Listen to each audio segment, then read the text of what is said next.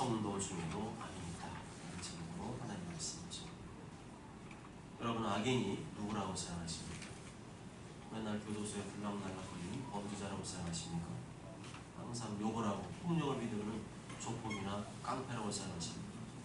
아니면 아주 인간성이 더럽고 못된 놈은 악한 인간이라고 생각하십니까? 일반적으로는 그런 사람들을 가리켜서 악인이라고 합니다. 그렇지만 오늘 본문에 보면 그런 사람들만이 악인이 아니라고 말씀합니다. 놀랍게도 하나님을 믿는 성도들 중에도 악인이 있다고 말씀합니다. 그 악인의 정체는 무엇일까요? 그 악인은 어떤 사람을 말하는 것일까요? 16절 말씀 다 함께 읽습니다. 시작. 악인에게는 하나님이 이르시되 네가 어찌하여 내 윤례를 전하니 내 언약을 내 입에 두느냐. 이것을 우리말 성경으로 보면 그러나 악인들에게는 하나님께서 이렇게 말씀하십니다. 네가 무슨 권리로 내 법을 말하고 내 언약을 내 입에 담느냐. 네가 무슨 권리로 내 법을 말하고 내 언약을 내 입에 담느냐.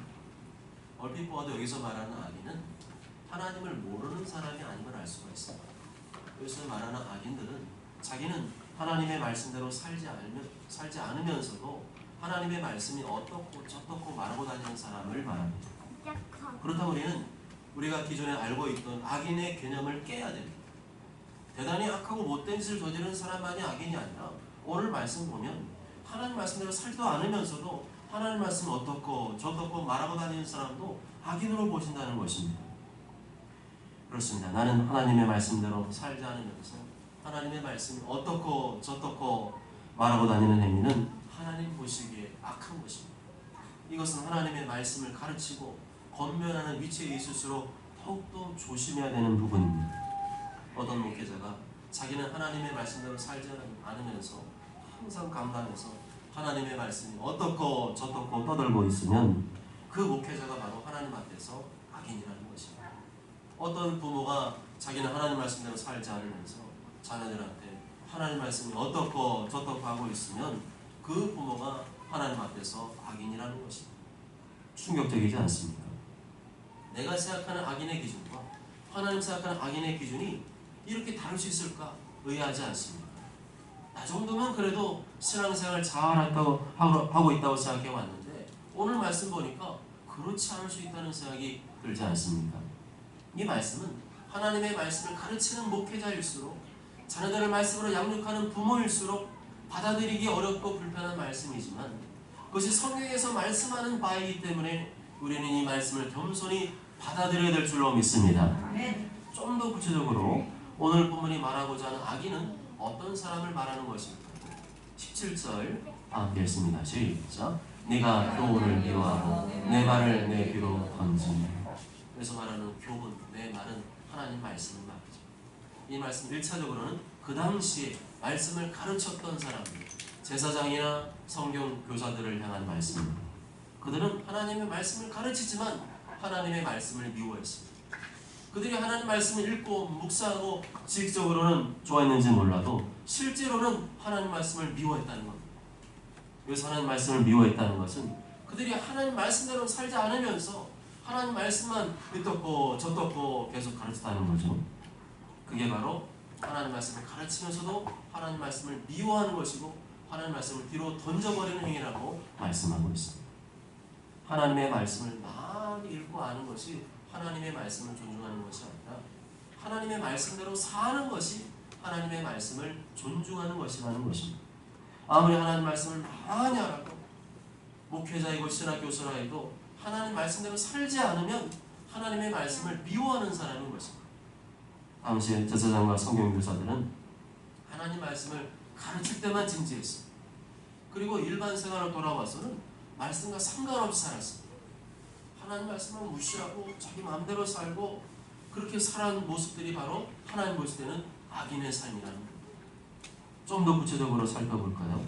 18절부터 20절까지의 말씀 함께 읽습니다. 시작. 도둑을 먼저 그와 연합하고 가늠하는 자들과 도둑과 달리 내 입을 악에게 내어주고 내 혀로 거짓을 꾸미며 앉아서 내 형제를 공박하고 내 어머니 아들 비방하는도다. 아멘. 그들은 도둑을 보고도 꾸짖거나 책망하지 않고 도리어 그들의 도둑질에 협조했습니다. 그들은 간음하며 성적 타락의 길을 가는 사람들을 꾸짖거나 책망하지 않고 자기들도 똑같이 간음죄를 짓고 성적 타락에 빠졌습니다. 그들은 사람들을 속이고 거짓말하는 사람들을 보며 꾸짖거나 책망하지 않고 그들과 함께 똑같이 속이고 거짓말을 했습니다. 그들은 누군가 남을 헐뜯고 비방하는 말을 할 때 꾸짖거나 책망하지 않고 그들과 함께 똑같이 남을 헐뜯고 비방했습니다. 21절 말씀 다 함께 했습니다. 시작. 내가 이 일을 행하여 내가 잠잠할 때니 네가 나를 너와 같은 줄로 생각하였도다. 그러나 내가 너를 책망하여 내 죄를 내 눈앞에 낱낱이 드러내시리라 하시는도다. 이 말씀은 우리말 성경으로 보면 네가 이런 짓을 해도 내가 입 다물고 있었더니, 이건 하나님이죠. 하나님 입 다물고 있었더니 나를 너와 같다고 생각하는 거예요.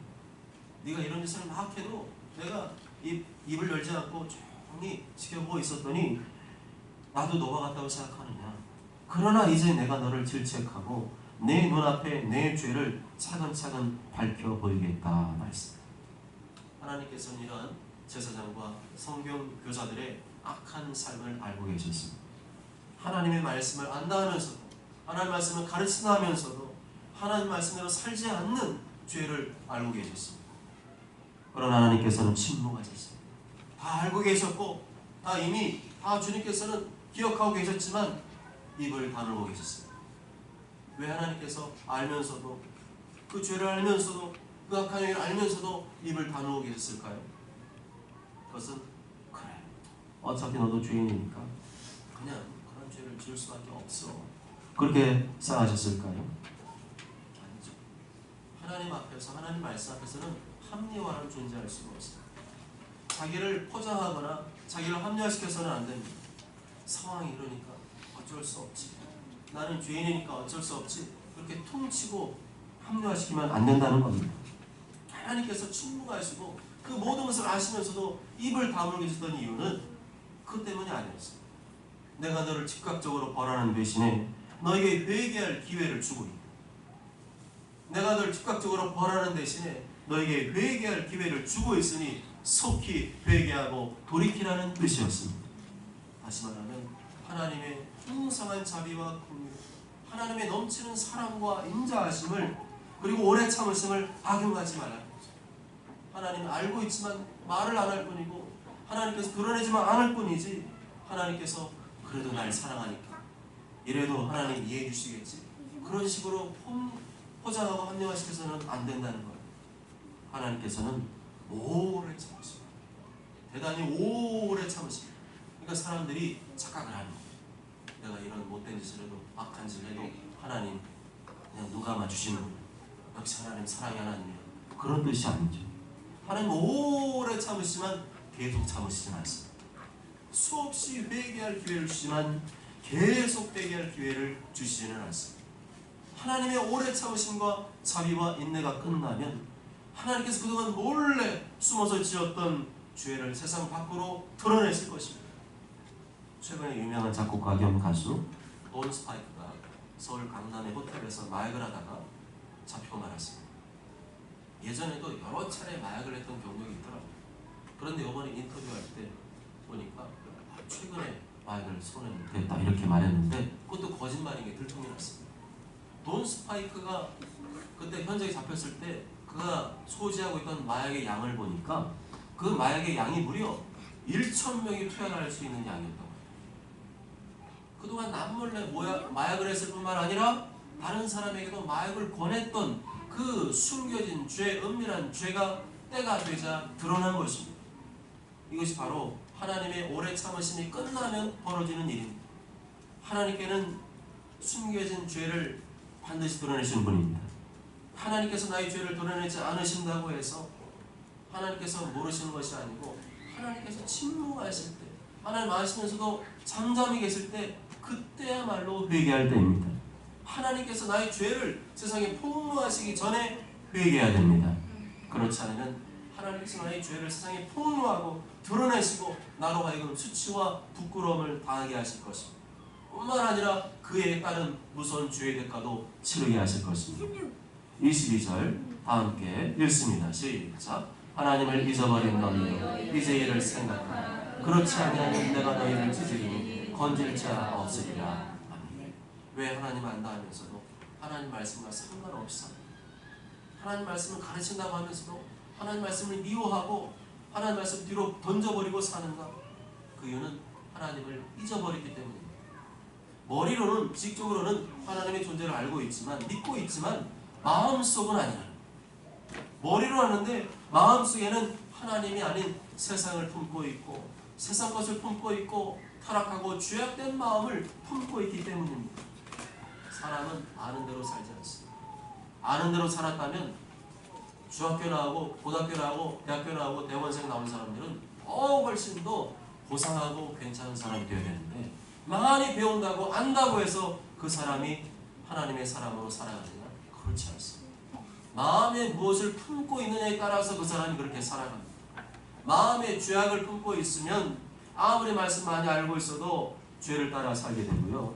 아무리 하나님 말씀 많이 알고 있어도 악을 품고 있으면 악을 따라 살게 되어 있습니다. 사람은 아는 대로 사는 게 아니라 마음에 품고 있는 것을 따라 살게 되어 있습니다. 마음의 죄악을 품고 있으면 아무리 말씀 많이 알고 있어도 소용없다는 거죠. 결국엔 내 마음에 하나님 몰라서도 아니고 말씀 몰라서도 아니고 내가 성경부를 들여서도 아니고 마음에 하나님을 품지 않고 마음에 하나님 말씀을 품고 있지 않기 때문에 말씀을 듣기는 들어도 예배를 드리기는 드려도 여전히 내 마음대로 살고 죄짓고 살고 세상 풍조를 따라서 육체의 욕심과 정욕을 따라 살 수밖에 없다는 겁니다. 그러면 내가 다시 하나님 보시기에 합당한 삶을 살려면 어떻게 해야 될까요? 야고보 4장 8절에 이렇게 말씀하죠. 하나님을 가까이 하라. 하나님을 가까이 하라. 그리하면 너희를 가까이 하시리라. 죄인들아 손을 깨끗이 하라. 두 마음을 품은 자들아 마음을 성결하게 하라. 하나님을 가까이 하시기 바랍니다. 하나님을 가까이 하시기 바랍니다. 죄를 회개하고 끊으시기 바랍니다. 죄를 회개하고 끊으시기 바랍니다. 두 마음 품지 말고 하나님을 마음에 품으시기 바랍니다. 두 마음 품지 말고 하나님의 말씀을 마음에 품으시기 바랍니다. 오늘 본문에 등장하는 악입니다. 곧 하나님 말씀을 안다 하면서도 말씀대로 살지 않는 악입니다. 하나님 말씀을 가르치면서도 그 말씀대로 살지 않는 악인들이 신약 성경에서도 등장하고 있습니다.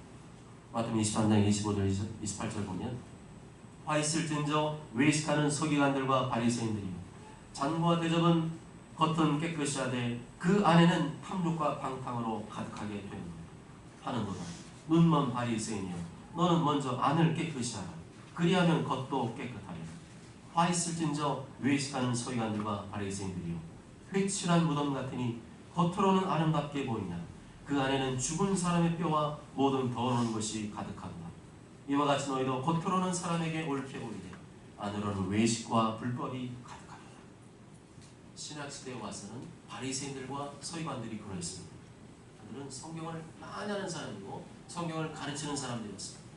11조도 드리고 제사도 잘 드리고 율법도 잘 지키고 금식도 잘 지키고 외적으로는 대단히 경건해 보이는 사람들이었습니다.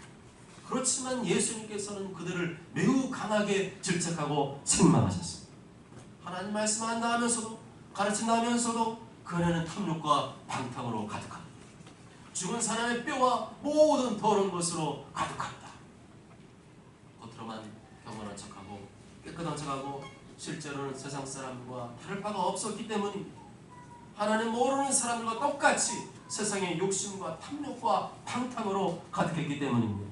돈 앞에서 비굴하고 자기의 이득을 얻는 일에는 새빨랐기 때문입니다. 아무리 성경을 잘 알고 잘 가르친다고 해도 저렇게 사는 사람을 가리켜서 경건한 사람이라고 할 수 있겠습니까? 저런 사람을 가리켜서 신앙생활을 잘하는 사람이라고 할 수 있겠습니까? 예수님께서는 저런 사람들을 가리켜서 매우 심하게 말씀하셨습니다. 뱀들아 독사의 새끼들이라고 말씀하셨습니다. 너희가 너희 조상의 분량을 채우라. 뱀들아 독사의 새끼들 너희가 어떻게 지옥의 판결을 피하겠느냐. 여기서 우리가 주목해야 할 대목은 뭡니까? 너희가 어떻게 지옥의 판결을 피하겠느냐. 너희가 어떻게 지옥의 판결을 피하겠느냐. 이렇게 사는 사람들은 어디로 간다는 거예요? 지옥에 간다는 겁니까? 안 간다는 겁니까? 지옥에 간다는 겁니다. 서기관들과 바리새인들 하나님도 알고 하나님 말씀도 알고 하나님 말씀을 백성들에게 가르치는 사람들이었습니다. 그들은 분명히 하나님의 택한 백성들이었고 하나님 백성들을 이끄는 종교 지도자들이었습니다. 그러나 예수님께서는 그들이 지옥의 판결을 피할 수 없을 것이라고 말씀하셨습니다. 이 말씀을 해석할 때 또 합리화하는 분들이 많아요. 서기관들과 바리새인들은 하나님 백성이니까 실제로 지옥에 간다는 말이 아니라 그냥 경고의 메시지야. 그들은 원래 하나님 백성이 아니고 원래 하나님 백성 아니고 하나님 백성인 척 살았던 거야. 아니야. 하나님 백성은 결코 그렇게 살 수 없어. 그 사람들은 원래 하나님 백성이 아니었을 거야. 그렇게 해석하면 안 된다. 많은 목회자들이 그렇게 해석합니다. 아니에요. 예수님 그렇게 말씀하지 않았어요. 예수님 말씀하신 의도는 있는 그대로 해석해야 됩니다. 예수님 말씀을 왜 사람들이 바꿔버립니까? 예수님 있는 그대로 문자 그대로 해석해야 됩니다. 아무리 하나님 백성이라도 하나님 말씀을 가르치는 자라 할지라도 악하게 살고 위선자로 살고 탐욕과 방탕으로 살고 죽은 사람의 뼈와 더러운 것으로 가득한 삶을 산다면 그 백성도 지옥에 떨어질 수 있다는 것을 말씀합니다. 우린 예수님의 은혜로 구원받았습니다. 나의 행위나 노력으로 구원받은 게 아니고 전적인 예수님의 은혜로 구원받았습니다. 하나님 예수님이 나의 죄를 대신 짊어지시고 피 흘려 죽으심으로 나의 죄를 사하시고 다시 부활하심으로 영원한 생명을 허락해 주셨습니다. 아멘. 그렇지만 한 번 구원받았으니까 영원한 구원이라고 그렇게 쉽게 말해서는 안 됩니다. 왜냐하면 성경에서는 한 번 구원, 영원한 구원이라고 말하는 부분도 있지만 그와 반대로 말하는 부분도 있기 때문입니다. 다만 하늘에 계신 내 아버지의 뜻대로 행하는 자라야 들어라. 이게 누구 말씀이에요? 예수님 말씀이죠. 근데 왜 이 말씀을 마음대로 바꿔버립니까? 예수님 말씀 자꾸 손대면 안 됩니다. 그럼 카톨릭이랑 다를 바가 없는 거예요. 예수님 분명히 말씀했잖아요. 우리가 하나님의 아들 믿음으로 영생을 얻게 되었다. 이미 과거 완료로 말씀한과 동시에 또한 뭐라고 말씀했어요? 나더러 주여자 하는 자마다 다 천국에 들어갈 것이 아니요 다만 하늘에 계신 내 아버지의 뜻대로 행하는 자라에 들어가리라. 두 개 다를 말씀하십니다. 우리는 어느 한쪽에 묶이면 안 됩니다. 성경 전체가 말하는 대로 믿고 성경 전체가 말하는 대로 이해하고 성경 전체가 말하는 대로 순종해야 합니다. 이미 정해놓은 틀 안에서 너무 경직된 태도로 성경을 받아들여서는 안 됩니다. 오늘 본문에서 그렇게 말씀하고 있고 예수님께서 그렇게 말씀하지 않았습니다. 내가 예수님 믿는다고 해서 예수님 안다고 해서 하나님 말씀 안다고 해서 무조건 천국에 들어가는 것이냐? 그게 아니라고 말씀하고 있어요. 아닙니다. 예수님께서 서기관 바리새인들 계속 그렇게 살면 지옥에 떨어질 수 있음을 말씀했습니다. 그들이 하나님 백성이 아니어서가 아니고 그들이 하나님 말씀 몰라서도 아니고 계속 자신의 죄를 회개하지 않고 돌이키지 않으면 아무리 하나님 백성이라 할지라도 지옥의 판결을 피할 수 있겠느냐 말씀하셨습니다. 그럼 우리 어떻게 살아야 됩니까? 내가 반드시 가야 하고 당연히 가야 하는 천국에 어떻게 들어갈 수가 있습니까? 첫째는 예수님을 믿어야 되죠. 예수님 믿지 않고서는 내 죄가 그대로 남아있기 때문에 예수님 믿지 않고서는 절대 구원의 길에 올라갈 수가 없습니다. 둘째는 하나님의 말씀대로 살아야 됩니다. 내가 예수님 믿는다고 나는 백성이라고 하나님 말씀 안다고 끝나냐? 그게 아니라는 거예요. 내가 정말 하나님의 자녀답게 살았는가? 내가 정말 하나님의 말씀대로 회개하며 순종하며 살았는가가 중요한 것입니다. 23절 다 함께 읽습니다. 시작. 감사로 제사를 드리는 자가 나를 영화롭게 하나니 그의 행위를 옳게 하는 자에게 내가 하나님의 구원을 보이리라. 뭐라고 그랬어요? 그의 행위를 옳게 하는 자에게 내가 하나님의 구원을 보이리라. 하나님 백성이라고 하나님 말씀 안다고 하나님 말씀 가르친다고 그런다고 다 되는 게 아니라 그의 행위를 옳게 하는 자에게 하나님 말씀대로 사는 자에게 내가 하나님의 구원을 보이리라. 믿음과 감사는 분리할 수 없습니다. 믿음과 행함 분리할 수 없습니다. 어떻게 하나님 믿는다고 하면서 원망불평합니까? 어떻게 하나님 믿는다고 하면서 근심하고 걱정합니까? 하나님 믿지 못하니까 근심하고 걱정하는 거 아닙니까? 그것은 불신합니다. 하나님 믿지 못하는 죄입니다. 그거는 당연하게 합리하고 포장이 될 것이 아니고 그거는 죄이구나. 하나님 믿지 못하는 불신이구나. 그 나의 근심하고 염려하는 죄를 하나님께 회개해야 될 부분입니다. 하나님 존재만을 믿는 것이 믿음이 아니고 지금 내가 어떠한 어려움과 고난 가운데 있다 할지라도 하나님의 아름답고 선하신 계획이 있음을 믿고 삶과 생활을 믿음으로 감사하며 찬양하는 자가 하나님 마음에 합당한 자인 줄 믿습니다. 또한 하나님 믿는다고 하면서 그 행위를 옳게 하지 않고 바르게 하지 않고 악하게 사는 것은 죄와 악을 미워하시는 하나님을 조롱하는 겁니다. 하나님을 사랑의 하나님이라고만 믿지 말고 성경에서는 공의로우신 하나님이라고 말씀하고 있는 부분을 동시에 믿어야 돼요. 정말 하나님을 사랑한다면 악을 행할 수 없고 정말 하나님을 사랑한다면 죄의 길로 걸어갈 수 없는 것입니다. 사랑하는 여러분, 우리의 믿음이 지식에 머물러서는 안 됩니다. 성경 많이 알고 성경을 잘 가르치는 것이 믿음이 아닙니다. 성경대로 살고 성경대로 순종하는 것이 성경이 말하는 믿음입니다. 성경 말씀대로 순종하지 않는 믿음은 가짜입니다. 성경대로 순종하지 않는 믿음은 위선입니다. 위선자, 외식하는 자, 겉과 속이 다른 자는 천국에 들어가지 못한다고 말씀했습니다. 지옥의 판결을 피할 수 없을 것이라고 말씀했습니다. 왜냐하면 그것은 주님이 원하는 믿음이 아니기 때문입니다. 행함이 없는 믿음, 순종이 없는 믿음은 죽은 믿음이고 가짜 믿음이기 때문입니다. 이런 위선적인 믿음으로 살지 않으려면 예수님 말씀대로 먼저 안을 깨끗이 해야 됩니다. 먼저 우리의 마음을 깨끗이 해야 됩니다. 한 마음을 품어야 됩니다. 하나님을 품고 하나님 말씀을 품어야 됩니다. 내가 어디서 무엇이든지 공부를 하든지 어디 있든지 항상 하나님을 가슴에 품고 하나님 말씀을 품고 그 다음 말하고 행동해야 됩니다. 날마다 우리는 말씀을 진지하게 읽고 묵상해야 됩니다. 그리고 그 말씀이 그때 묵상했을 때뿐만 아니라 하루 종일 기억나고 떠올려지도록 되새김질해야 됩니다. 오늘 새벽에 주신 말씀 계속 그 말씀 잊어버리지 않도록 떠올리고 또 카톡방에 올려드리는 거 그 녹음 파일 또 들어보시고 그 말씀이었지. 그 말씀이 내 삶 가운데 적용되지 않는 말씀은 진정한 나에게 주신 말씀을 할 수 없습니다. 우리는 저절로 순종이 강할 것이라고 생각해서는 안 됩니다. 저절로 믿음이 자랄 것이라고 생각해서는 안 됩니다.